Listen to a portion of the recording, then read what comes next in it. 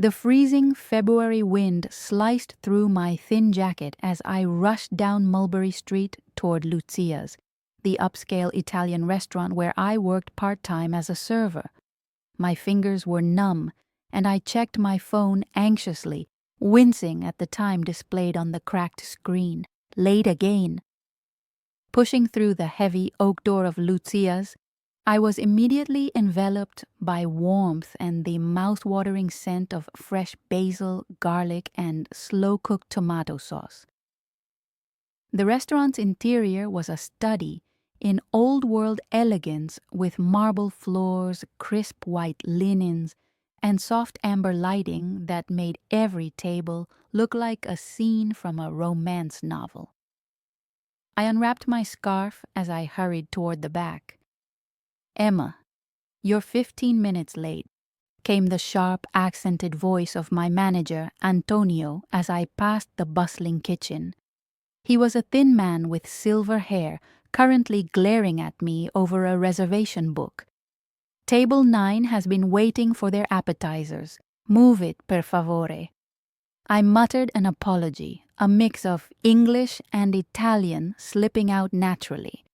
"Mi dispiace, Antonio. I'm sorry." My heart was already racing from the sprint through the cold streets. I grabbed my black apron from the back room and tied it quickly around my waist. Antonio shoved a serving tray into my hands with an impatient gesture, and I balanced it carefully as I stepped onto the dining floor. One quick glance told me everything I needed to know about tonight. Lucia's was absolutely packed. Families occupied the cozy corner booths. Couples shared intimate conversations over candlelit pasta dishes, and the gentle hum of satisfied diners filled the air with warmth. But one table stood out immediately, commanding attention even in the crowded room. Table 9. There were 6 men seated there, and everything about them screamed power and danger. 5 wore expensive tailored suits that probably cost more than my monthly rent. The 6th man, seated at the head of the table, was particularly striking. He appeared to be in his early 40s with dark hair styled perfectly back from a face that belonged on a magazine cover. But it wasn't his looks that made me pause. It was the quiet, controlled intensity that radiated from him like heat from a flame. His tie was loosened just enough to suggest he didn't need to follow anyone's rules, and the way the other men deferred to him made it clear he was in charge. I approached the table carefully, forcing my most professional smile despite the nervous flutter in my stomach. As I got closer, I caught fragments of their conversation in rapid Italian, words flowing too quickly for me to catch over the restaurant's ambient noise. One of the men, a broad-shouldered guy with a distinctive scar running along his jawline, noticed me first and fell silent. The others turned to look at me in unison. "Buonasera," I greeted them softly, the Italian greeting slipping out before I could catch myself. "Good evening, gentlemen." Their eyebrows raised almost simultaneously, clearly surprised. I usually kept my language skills hidden at work, preferring to blend in as just another server, but the word had been automatic, a reflex from years of speaking multiple languages. The man at the head of the table fixed me with an intense stare. His eyes were a striking steel gray, sharp and calculating beneath thick dark lashes. Up close he was even more imposing, the kind of man who made you understand that he was used to getting exactly what he wanted, when he wanted it. There was something coiled and dangerous beneath that polished exterior, something that made my instinct scream warning. He responded in perfect English, his voice smooth and deep. "Good evening. You speak Italian?" I realized my mistake and cleared my throat quickly. "Oh, just a little bit," I lied, shifting the tray against my hip. "What can I get started for you tonight?" The men exchanged meaningful glances.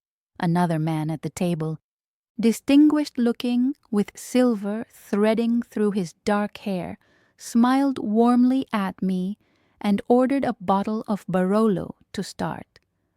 I wrote it down on my pad, acutely aware of their continued attention, especially from the gray-eyed leader. As I turned to head back toward the bar, I overheard one of them murmur in Italian, "Capisce lei? Does she understand?" I kept walking smoothly, giving no indication that I'd understood perfectly. In truth, I was fluent in Italian, Spanish, French, and had a working knowledge of Portuguese. Languages were my passion and my gift, one of the few things I could thank my chaotic childhood for. My mother, Isabella, was Italian by birth and had worked as a freelance interpreter, which meant we'd moved constantly throughout my early years.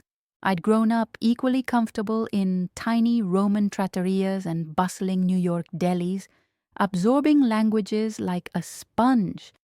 But here in Manhattan, working as a waitress to pay off crushing student debt and send money to support my mother back in Italy, where she was battling cancer, I kept that part of myself carefully hidden.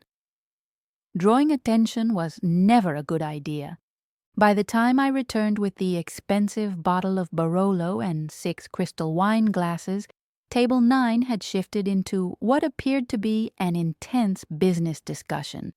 Papers were spread across part of the table, unusual for a dinner setting, and they spoke in hushed, rapid Italian. I caught fragments as I approached: shipments, Boston, percentages, territory.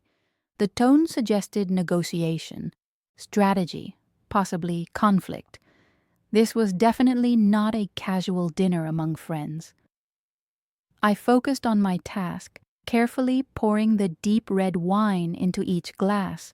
As I leaned between the suited men to fill the last glass, I glimpsed something that made my blood run cold. A black leather shoulder holster, barely visible beneath one man's jacket, with the unmistakable outline of a handgun. My hand trembled slightly, but I steadied myself and finished pouring. I stepped back carefully, trying not to show my sudden fear. Suddenly, my phone vibrated insistently in my apron pocket. Once, twice, 3 times in rapid succession. Startled, I discreetly pulled it out to glance at the screen, and my stomach dropped. It was an international number. Italy. Specifically, the number for the hospice care facility in Rome where my mother was receiving treatment. A wave of cold fear washed over me. Mama. I'd been waiting anxiously for an update from her nurse all week, but she knew not to call during my work hours unless something was seriously wrong. I bit my lip hard. Technically, using phones on the floor was strictly forbidden. But if I just stepped into the back hallway for one quick moment. The phone buzzed again, more insistent. Glancing around quickly, the men at table 9 were absorbed in their discussion, and Antonio was busy dealing with a large party near the entrance. I took 2 careful steps back toward the shadowy corridor near the restrooms and answered quietly, switching immediately to Italian. "Pronto?" I whispered urgently into the phone. "Hello?" A trembling female voice answered, one I recognized immediately. It was Clara, my mother's primary nurse at the hospice. My heart sank into my stomach. Something was very, very wrong. Clara never sounded this frightened. I pressed the phone tighter against my ear and stepped further around the corner, keeping one eye on table 9 through the gap. The men continued their discussion, oblivious to me for now. "Emma, tesoro." Clara's voice broke on my name. "Something terrible has happened. You need to listen to me very carefully." I clutched the phone like a lifeline, my whole body going rigid. "What happened? Is it Mama? Is she okay?" My voice came out strained, barely above a whisper as I struggled to keep quiet. Clara's breathing was ragged, panicked. She launched into a frantic explanation that made my blood turn to ice. Men came to the hospice this evening. Armed men, Emma. They took your mother. They just took her right out of her bed. I felt the world tilt around me. What? Who took her? Where? The words came out in a desperate rush. I struggled to keep my voice down, pressing myself against the wall. I don't know who they were, Clara continued, her voice shaking with terror. They spoke Italian, but with strong southern accents. Calabrian, I think. They had guns, Emma. They told me they were taking her south to the countryside, and they said... Her voice broke completely. They said to tell her father's debts will be paid. I don't understand what that means. My father's debts. The words hit me like a physical blow. My father, Giovanni Russo, had died when I was just 8 years old. He'd been killed in what the police called a gangland execution in Naples, though they'd never arrested anyone for it. My mother rarely spoke of him, and when she did, it was with a mixture of love and bitter sadness. She'd moved us to America not long after his death, desperate to escape whatever dark world he'd been involved in. And now, 20 years later, someone was collecting on debts I didn't even know existed. They threatened to kill me if I contacted the police, Clara whispered, her voice trembling. I'm so sorry, Emma. I'm so sorry. I didn't know what to do. Your mother, she's so fragile. She can barely walk. I don't know how she'll survive being moved like this. Tears burned at the corners of my eyes, but I blinked them back fiercely. Not here, not now. I needed to think, to act. Clara, listen to me carefully, I said, forcing steel into my voice despite the fear threatening to choke me. You did the right thing calling me. Don't contact the police yet. Stay safe and try to remember anything else they said, any details at all. I'll figure something out. I'll get there as soon as I can. Clara agreed in a whisper, and the line went dead. I slowly lowered the phone, my entire body shaking with a toxic mixture of adrenaline, terror, and rage. My mother, my only family in this world, had been kidnapped by armed criminals, and from what Clara said, they were taking her south into rural Italy, probably to some remote location where no one would find her. The implication was clear. This was about my father's past, a past I knew almost nothing about. I leaned against the cold wall, trying to catch my breath. My mind raced frantically. I needed help. I needed someone who understood this dark underworld of violence and vendetta. Someone who had the resources and connections to act quickly. My meager savings would barely cover a last-minute flight to Italy, and even if I got there, what then?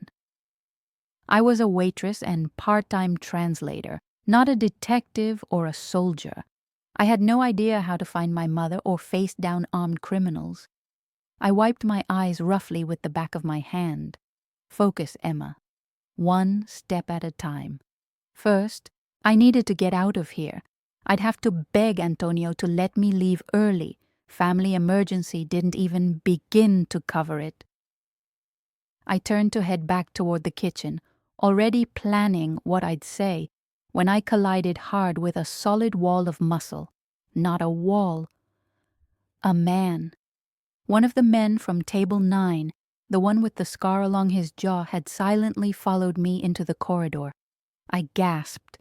Stumbling backward, his dark eyes moved from my face to the phone still clutched in my trembling hand. I wasn't sure how much he'd heard, but his expression was cold, assessing, dangerous. I'm sorry, I stammered in English, trying to step around him. Excuse me, please. He didn't move. Instead, he shifted slightly to block my path more completely, his broad shoulders filling the narrow hallway. My pulse kicked into overdrive. Over his shoulder, I could see that the rest of Table 9 was now watching us. The entire restaurant seemed to fade away, my vision narrowing to these dangerous men who were suddenly very focused on me. The scarred man said nothing, just continued to stare at me with those flat, emotionless eyes. I realized with a chill that he was wearing an earpiece nearly invisible in his ear. Security, or worse. "Is there a problem here?" The smooth, controlled voice of the gray-eyed man came from behind the scarred guard. He'd stood up from the table and was approaching with measured steps. He addressed me calmly, but there was an undertone of command in his voice that made it clear this was not really a question. Under the weight of his intense stare, I struggled to find words. "No, sir. I apologize for the interruption." My voice sounded brittle and thin to my own ears. I tried to smile, that automatic customer service reflex, but my face wouldn't cooperate. He moved closer, and I found myself pressed back against the wall. He was even taller than I'd realized, easily over 6 feet, with broad shoulders and a presence that seemed to fill all the available space. Up close, I could see flecks of blue in those steel-gray eyes, and a thin white scar above his left eyebrow that suggested a violent past. "Something urgent has come up," I managed to say, hating how my voice shook. "A family emergency. I need to leave." My eyes darted toward Antonio at the bar, who had finally noticed the commotion and was staring at us with growing alarm on his face. "I'm sure Antonio can spare you for a moment," the gray-eyed man said quietly. It wasn't phrased as a request. At a subtle gesture from him, the scarred man stepped aside just enough to let his boss approach me more closely. "Who are you?" I whispered, my survival instinct screaming that I was in serious danger. This man radiated power and menace in equal measure, despite his polished appearance. He gave a slight, cold smile that didn't reach his eyes. "Someone who speaks fluent Italian." He paused, letting that sink in. "Someone who heard you speaking it quite well yourself just now, and someone who can recognize when a person is in serious trouble." My heart hammered against my ribs. He'd heard. Maybe not every word, but enough. A desperate part of me wanted to grab onto that lifeline and beg for help. He clearly had resources, power, connections. Maybe he could help me find my mother.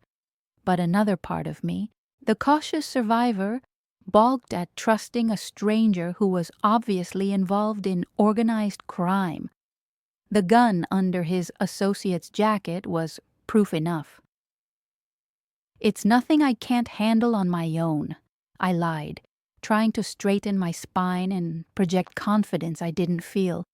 "Thank you for your concern, but I really need to go. Family emergency." At the word family, something shifted in his expression. Understanding, perhaps, or calculation.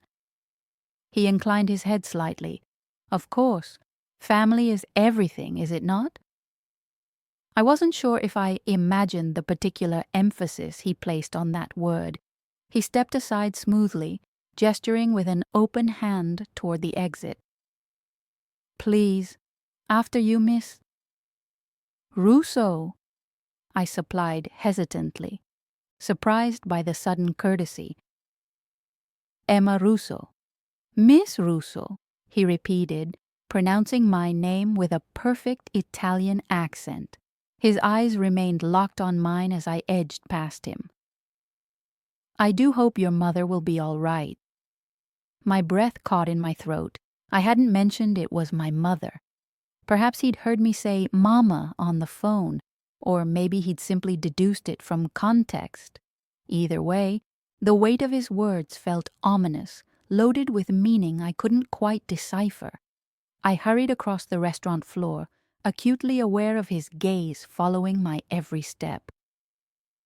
Antonio started to protest, as I quickly explained I had an emergency and needed to leave immediately. Whether it was the obvious panic on my face or a subtle signal from the gray-eyed man that I caught in my peripheral vision, Antonio simply nodded and waved me away.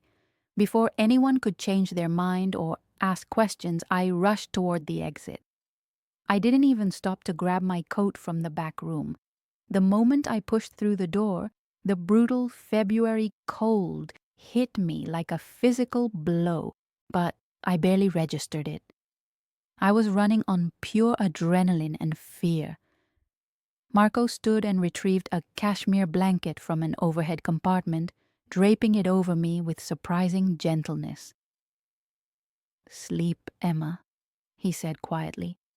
"I'll wake you if there's any news." I leaned back in the impossibly comfortable seat, pulling the blanket up to my chin. Marco's jacket was still around my shoulders, and I found the scent of it oddly comforting. My eyes drifted closed despite my racing thoughts, and the last thing I was aware of before sleep claimed me was Marco settling back into his seat across from me, his presence a solid, protective anchor in the darkness. I woke to the gentle touch of a hand on my shoulder and Marco's voice speaking my name softly. "Emma, we're beginning our descent into Rome." I blinked groggily, disoriented for a moment before everything came rushing back. My mother, Ferretti, Italy. I sat up quickly, pushing the blanket aside. Through the window, I could see the sun rising over the Italian countryside, painting everything in shades of gold and amber. It was beautiful, and I hated that I couldn't appreciate it properly through the haze of fear. "What time is it?" I asked, my voice rough with sleep. "Just after 1 in the afternoon, local time," Marco replied. He looked as fresh and composed as he had hours ago, not a hair out of place. I probably looked like I'd been dragged through hell backwards. "There's a washroom in the back if you'd like to freshen up before we land. My assistant had some clothes sent to the plane for you. They should fit reasonably well." I glanced down at my wrinkled work clothes and nodded gratefully. "Thank you." In the luxurious bathroom at the rear of the jet, I found a small duffel bag containing jeans, a soft sweater, undergarments still with tags on them, and even a pair of boots that were surprisingly close to my size. I changed quickly, splashed cold water on my face, and tried to tame my hair into something presentable. The woman staring back at me from the mirror looked pale and frightened, dark circles under her eyes, but there was a determination there too. I was going to get my mother back, no matter what it took. When I returned to the cabin, Marco was on his phone again, speaking in clipped Italian. He looked up as I approached and ended the call. "Better?" he asked. "Much better, thank you," I replied, settling back into my seat and fastening my seatbelt as the plane began its descent. "Any news?" His expression was serious. "We've confirmed that Ferretti is at the Grace property. My men have been watching it since early this morning. They've identified at least 8 guards on the perimeter, and there's activity inside the main house. We believe your mother is being held in one of the interior rooms on the ground floor." My heart clenched. "Is she... Do they know if she's okay?" "We haven't been able to get close enough for visual confirmation," Marco admitted. "But there's been no indication of violence or medical emergencies. Ferretti wants her alive and well enough to serve as bait. He'll keep her that way until he gets what he wants." It was cold comfort, but better than nothing. "What's the plan?" I asked. Marco leaned forward, his expression intense and focused. We land in Rome, drive to a safe house I maintain about 30 kilometers from the city. My men will meet us there with equipment and final intelligence. We'll brief, prepare, and then move on the property at dusk. Today? I asked, surprised. Why wait until dusk? Because Ferretti will be expecting me to come during daylight when his guards are most alert and the approaches are most visible, Marco explained. At dusk, visibility is compromised. His men will be tired from a full day of watching, and will have the element of surprise. Plus, we'll have the option to use darkness as cover if we need to extract quickly. It made tactical sense, though the idea of waiting several more hours while my mother remained captive made me want to scream with frustration. The landing was smooth, and within minutes we were in another black Mercedes, this one with Italian plates, heading away from the airport. The driver was a broad-shouldered man Marco introduced simply as Giulio, who nodded at me in the rearview mirror but said nothing. The Italian countryside rolled past the windows, beautiful and pastoral, completely at odds with the violence we were driving toward.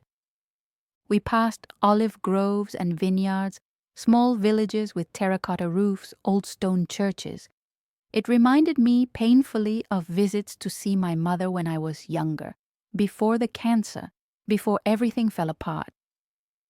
"You're quiet," Marco observed after we'd been driving for about 20 minutes. I turned from the window to look at him. "Just thinking about the last time I was in Italy. It was 2 years ago, right after my mother's diagnosis.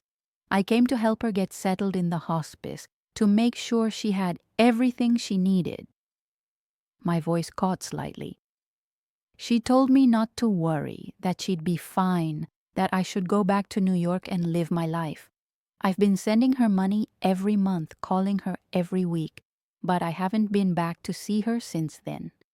Guilt twisted in my gut.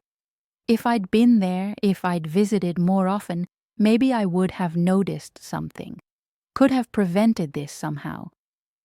Marco must have read the self-recrimination on my face because he reached over and covered my hand with his.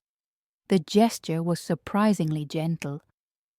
"This is not your fault, Emma. Nothing you could have done would have prevented Ferretti from carrying out his plans. He's been planning this for months, waiting for the right moment." "How can you know that?" I asked. "Because that's how he operates," Marco said, his voice hard. "He's patient, methodical. He gathers information, identifies weaknesses, and then strikes when it will cause maximum damage. Your mother being in a hospice, vulnerable and isolated, made her the perfect target. If you'd been there, he simply would have taken you both." The thought made my blood run cold. Marco squeezed my hand once and then released it, turning his attention back to his phone as it buzzed with incoming messages. We arrived at the safe house just before 3 in the afternoon. It was a modest-looking farmhouse set back from the road, surrounded by olive trees that provided natural concealment. But as we pulled into the property, I noticed details that suggested this was more than just a simple farm. Security cameras hidden in the trees, reinforced doors, windows with bulletproof glass. 3 vehicles were already parked in the yard, and as we got out, several men emerged from the house. Marco greeted them in rapid Italian, clasping hands and shoulders with the kind of familiarity that spoke of long history together. He turned to me and gestured me forward. "Emma, these are my most trusted men. This is Dante." He indicated a man in his 30s with intelligent dark eyes. "He handles strategy and intelligence. This is Roberto." A scarred older man who looked like he'd seen more than his share of violence. "My head of security, and this is Paolo." The youngest of the group, probably close to my own age, with a quick smile that seemed out of place given the circumstances. They all nodded respectfully to me, and Paolo spoke in accented English. "We will get your mother back safely, signorina. You have my word." The earnestness in his voice made me want to hug him. "Thank you," I managed. Inside the farmhouse, the main room had been converted into a command center. Maps were spread across a large wooden table, laptops open and running, and weapons laid out with military precision. I saw handguns, rifles, what looked like tactical gear and body armor. The reality of what we were about to do hit me again, hard. Dante moved to the map and began briefing us in English, clearly for my benefit. "Ferretti's property is here." He pointed to a spot circled in red. "It's an old villa, stone construction, 2 stories, 8 confirmed guards, possibly more inside. We've identified 3 primary approaches, but this one," he traced a line with his finger, "offers the best combination of cover and access to the main house." Marco studied the map intently, asking questions in Italian that Dante answered with the precision of someone who'd done his homework thoroughly. "Vehicle positions?" Marco asked. 2 SUVs parked here and here," Dante indicated. "Both running, ready for quick departure. They're expecting trouble." "Good," Marco said with a grim smile. "Let's not disappoint them." Roberto stepped forward with body armor, holding up a tactical vest. "For you, signorina," he said to me. "It's lightweight but rated for most handgun calibers. You'll wear this under a jacket." I took it from him, surprised by the weight. The reality that I might actually be shot at was becoming impossible to ignore. Marco turned to me, his expression serious. "Emma, I need you to understand something. What happens in the next few hours will likely be violent. There will almost certainly be shooting. People may die. If at any point you want to stay here where it's safe, no one will think less of you." I looked at the map, at the red circle marking where my mother was being held prisoner, and shook my head firmly. "I'm going. She needs to know I came for her." He held my gaze for a long moment, then nodded. "Paolo will stay with you at all times. You follow his lead, stay behind cover, and don't take any risks. Understood?" "Understood," I confirmed. The next 2 hours passed in a blur of preparation. I watched Marco and his men work with the efficiency of a well-oiled machine, checking weapons, reviewing the plan, discussing contingencies. They moved and communicated with an ease that spoke of years working together, trusting each other with their lives. Paolo helped me adjust the body armor until it fit properly, showing me how to move in it, how to stay low, how to use cover. It was surreal, like being in an action movie, except this was horrifyingly real. As the sun began to sink toward the horizon, painting the sky in shades of orange and deep purple, we loaded into the vehicles. I rode with Marco and Paolo in the lead SUV, my heart hammering so hard I thought it might break through my ribs. Marco sat beside me in the back seat, checking his weapon with practiced efficiency, his face set in hard lines that made him look even more dangerous than usual. The man I'd served Prosecco to less than 24 hours ago seemed like a distant memory. This was Marco Valentini in his element, a predator preparing to strike. "Remember," he said quietly, turning to me, "stay with Paolo at all times. When we get close, you'll wait at the secondary position until I give the all clear. No matter what you hear, no matter what happens, you don't move until Paolo says it's safe. Do you understand me?" I nodded, not trusting my voice. My mouth was dry, my hands clammy despite the cool evening air. Marco reached over and squeezed my shoulder briefly, a gesture of reassurance. "We'll get her back, Emma. I promise you." The drive to Ferretti's property took about 40 minutes, the last 10 of which were on increasingly rough rural roads. We parked the vehicles about half a kilometer away, hidden behind an abandoned barn. The sun was nearly down now, the world caught in that strange twilight between day and night where shadows grew long and visibility became uncertain. Marco gathered his men around him, speaking in low Italian as he gave final instructions. I caught enough to understand the basic plan. Dante and Roberto would approach from the east, drawing the guards' attention, while Marco and 2 others would move in from the west toward the main house. Paolo and I would follow at a distance, staying in cover until the initial confrontation was over.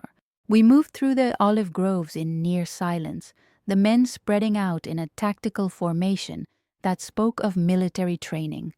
Paolo stayed close to me, one hand on my arm to guide me, the other on his weapon. My heart was pounding so loudly I was certain everyone could hear it. Through the trees ahead, I could see lights from the villa, warm and inviting, belying the danger inside. As we got closer, I could make out the shadowy figures of guards patrolling the perimeter, exactly where Dante's intelligence had predicted they'd be. Marco raised his hand in a signal, and everyone froze. For a long moment we waited in absolute silence. Then, from the eastern side of the property, I heard a sharp whistle like a bird call. It was the signal. Dante was in position. Marco's hand came down in a sharp gesture, and suddenly everything exploded into motion. Gunfire erupted from the east, sharp cracks that shattered the evening quiet. I heard shouting in Italian as the guards scrambled to respond to the threat. Marco and his team moved swiftly toward the villa's western entrance, taking advantage of the distraction. Paolo pulled me down behind a low stone wall, his body positioned protectively between me and the house. "Stay down," he hissed urgently. "Don't move." I pressed myself against the cold stone, my whole body shaking with adrenaline and fear. More gunfire, closer now. I heard the distinctive sound of breaking glass, more shouting, the heavy thud of bodies hitting the ground. It was chaos, violent and terrifying. And somewhere in that building was my mother. The firefight seemed to last forever, but was probably only a few minutes. Then, suddenly, an eerie quiet fell over the property, broken only by the sound of men calling out to each other in Italian. "Clear!" someone shouted. "West entrance, clear!" Paolo's radio crackled to life. Marco's voice came through, tense but controlled. "Secondary team, advance to the main entrance. Stay alert." Paolo helped me to my feet, and we moved quickly toward the villa, staying low and using cover. As we approached, I saw 2 bodies on the ground, guards who hadn't been fast enough or lucky enough. I forced myself not to look too closely, fighting the nausea rising in my throat. Roberto stood at the doorway, weapon ready, blood on his sleeve but apparently functional. He nodded at us as we entered. Inside, the villa was in disarray. Overturned furniture, bullet holes in the walls, the acrid smell of gunpowder hanging in the air. Marco appeared from a hallway to the left, his face grim. "We've secured the ground floor. 4 guards down, 3 surrendered, but Ferretti is in the back room and he has a hostage." My blood turned to ice. "My mother!" I breathed. Marco nodded. "He's barricaded himself in what appears to be a study. He's armed, and he says he'll kill her if we try to breach." Terror and rage warred inside me. We were so close, and now this. "Let me talk to him," I said suddenly. Marco's eyes snapped to mine. "Absolutely not." "He wants leverage, right?" I pressed. He wants to negotiate. He took her to get to you, but I'm her daughter. Maybe if I talk to him, appeal to him directly, he'll let her go. Or he'll take you hostage too, and then we'll have an even worse situation. Marco countered sharply. I won't risk that. Please, I begged. I have to try. If there's even a chance it works, isn't it worth it? Marco's jaw worked, the internal conflict clear on his face. Finally, he turned to Paolo. Stay with her every second. At the first sign of trouble, you pull her back, understood? Paolo nodded seriously. With my life, boss. Marco led us through the villa toward the back of the house. As we got closer, I could hear a man's voice speaking in rapid Italian, angry and desperate. Then I heard another voice, thin and weak, that made my heart clench painfully. My mother. We reached a heavy wooden door at the end of a hallway. It was closed and I could see where bullets had splintered the wood frame. Marco positioned himself to one side, weapon ready, and gestured for me to stay back. Ferretti, he called out in Italian. We need to talk. There's nothing to talk about, Valentini, came the response from inside. The voice was harsh, edged with desperation. You come through this door, and the old woman dies. I swear it on my uncle's grave. I took a deep breath and stepped forward, ignoring Paolo's hand trying to hold me back. Signor Ferretti, I called out in Italian, my voice shaking but clear. My name is Emma Russo. Isabella is my mother. Please, I'm begging you. Let her go. She's done nothing to you. She's sick. She's dying already. There's no honor in this. Silence from the other side of the door. Then, cautiously, You're Giovanni's daughter? Yes, I confirmed. My father died when I was 8 years old. I barely remember him. My mother and I left Italy to escape that life. We've been living in America, working, just trying to survive. We're not part of this world. We never were. More silence. I could hear my mother's labored breathing, the sound of movement inside the room. Your father cost my family everything, Ferretti said finally, his voice thick with old anger. He betrayed us, stole from us, helped Valentini's father destroy what my uncle built. Someone has to pay for that. Then let it be me, I said, the words coming out before I'd fully thought them through. Marco's hand shot out, gripping my arm hard in warning, but I pressed on. I'm younger, healthier. I'm worth more as a hostage than a dying woman. Let my mother go and take me instead. Emma, no. My mother's voice came weakly from inside, speaking for the first time. The sound of it, frightened and frail, nearly broke me. No, Tesoro, don't. Interesting, Ferretti said slowly. You trade yourself for her? Yes, I said without hesitation, without question. Just let her go, please. I could hear Marco breathing hard beside me, furious at what I was offering but unable to stop me without potentially triggering Ferretti to violence. The seconds stretched out endlessly as Ferretti considered. Then I heard movement, the sound of a lock clicking open. The door opened a crack, and I got my first glimpse of Salvatore Ferretti.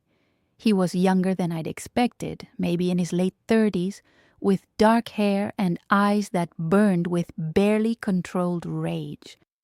He held a pistol in one hand and, with the other, he gripped my mother's arm, keeping her positioned in front of him as a human shield. She looked so small, so fragile in her thin robe, her skin pale and papery, but her eyes, when they met mine, were fierce with maternal love and terror. Mama, I whispered, tears streaming down my face. Come out here, Ferretti ordered, gesturing with the gun. Slowly, no weapons. If I see anyone else move, she dies. Marco tried to grab me, but I shook him off and stepped into the open doorway, my hands raised, showing I was unarmed. Ferretti's eyes raked over me, calculating, paranoid. "Walk forward," he commanded. I took 3 steps into the room, my heart in my throat. It was a study, as Marco had said, lined with books and dominated by a large desk. Papers were scattered everywhere, evidence of Ferretti's hasty attempt at a defensive position. "Now let her go," I said, my voice steadier than I felt. "You have me. There's no reason to keep holding her."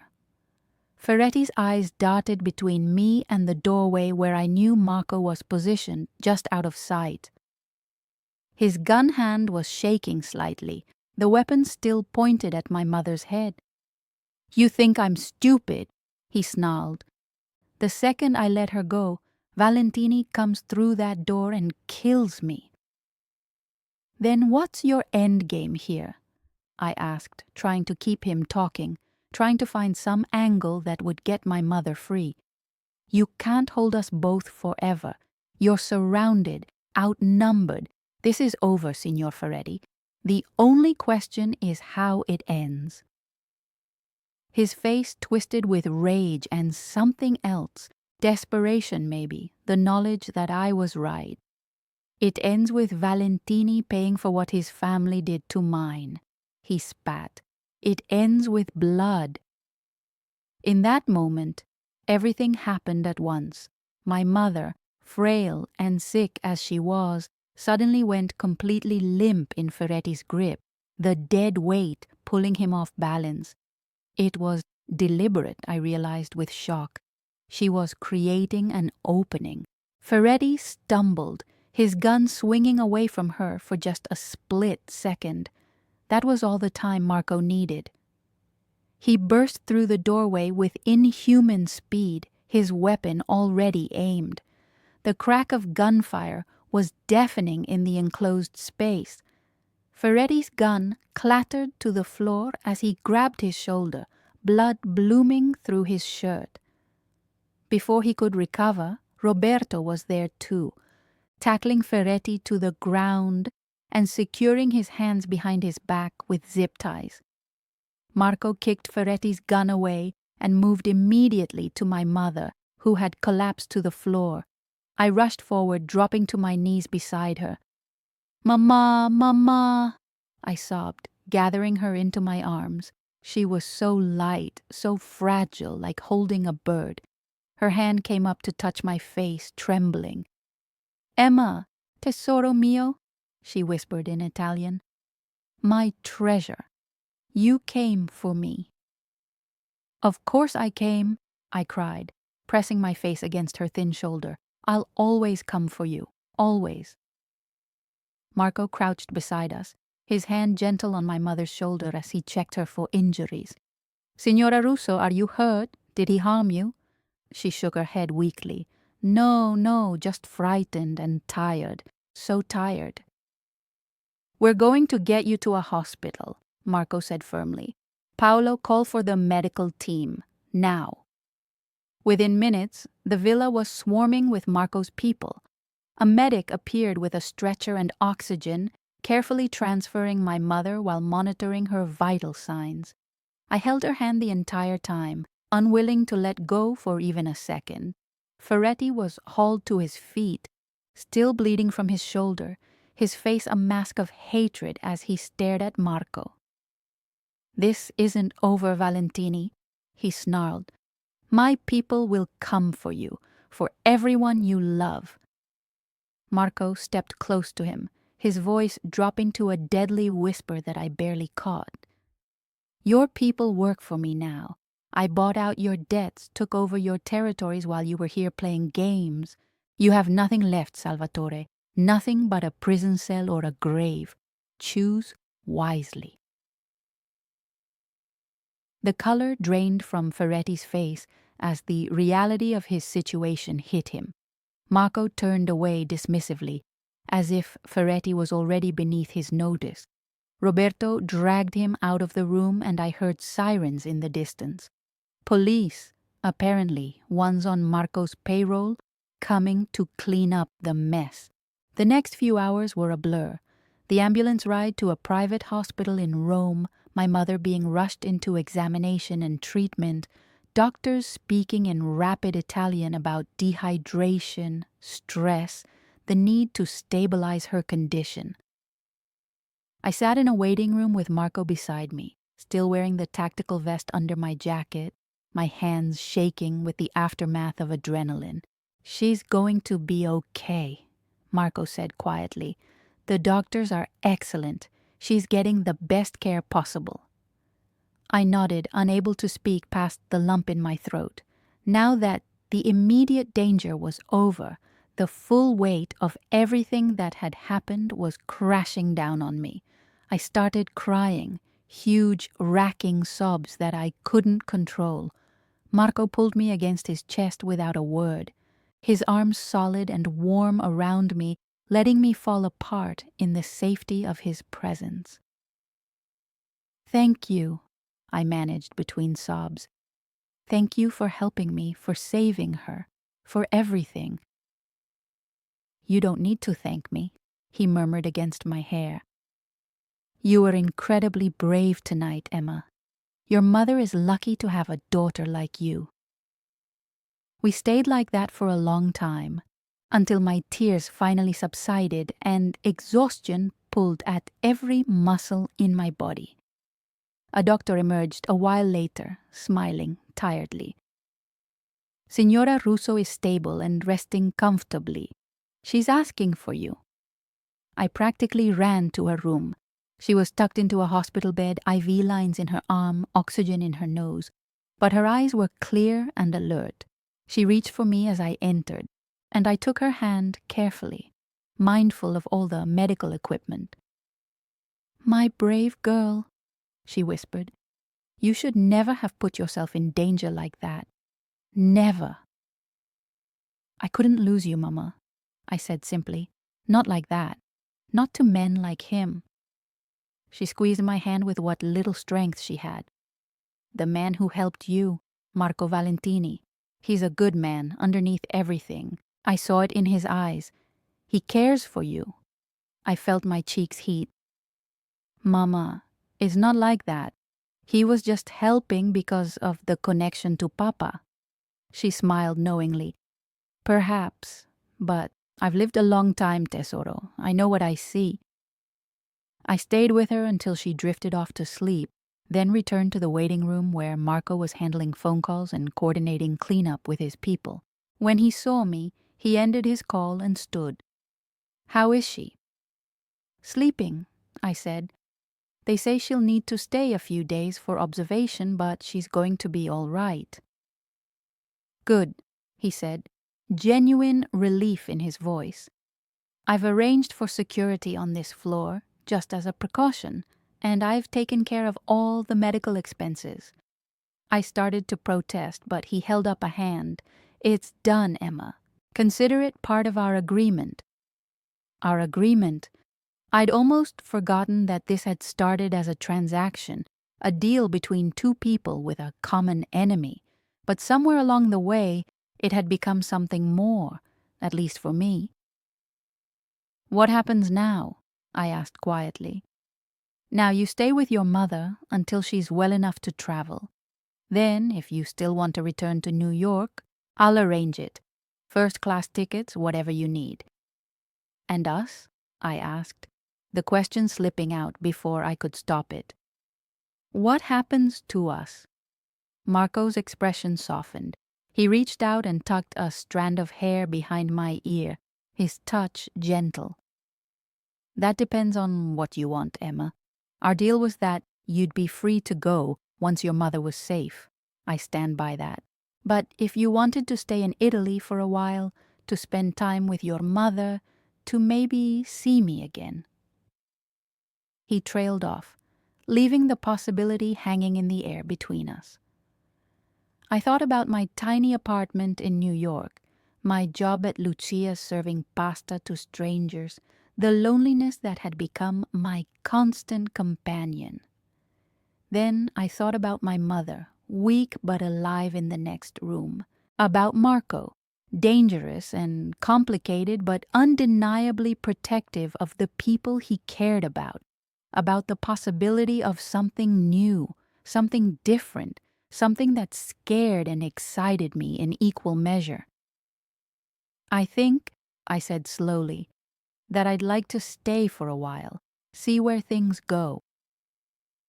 The smile that crossed Marco's face was genuine and warm, transforming his features entirely. I'd like that too, he said softly. He leaned down and kissed my forehead, a gentle gesture that felt like a promise. 3 weeks later, my mother was released from the hospital and transferred to a beautiful recovery facility on the outskirts of Rome, one that Marco had quietly arranged and paid for. She was gaining weight, color returning to her cheeks, the fear and trauma of the kidnapping slowly fading. I visited her every day, sometimes with Marco, sometimes alone. We talked about everything, about my father and the life she'd tried to protect me from, about her illness and what time she had left, about Marco and the complicated feelings I was developing for him. "Life is short, Emma," she told me one sunny afternoon as we sat in the facility's garden. "Even shorter when you're dying. Don't waste it being afraid to love someone because of who they are or what they do. Love them for who they are to you." I thought about that a lot as I spent more time with Marco, seeing different sides of him. The ruthless businessman who commanded respect and fear in equal measure. The loving son who called his mother in Sicily every Sunday without fail. The man who held me close at night and made me feel safer than I'd ever felt in my life. So if you've made it this far in Emma's story, I want to say thank you from the bottom of my heart. Thank you for listening, for caring about what happened to her and Isabella, for going on this journey with us. If this story touched you in any way, if it made you think about family, about sacrifice, about the unexpected places where we find love and courage, I would be so grateful if you'd subscribe to our channel. Hit that notification bell so you never miss another story. We're building something special here, a community of people who believe in the power of storytelling to connect us all. And here's what I really want to know. What would you have done in Emma's situation? Would you have trusted Marco?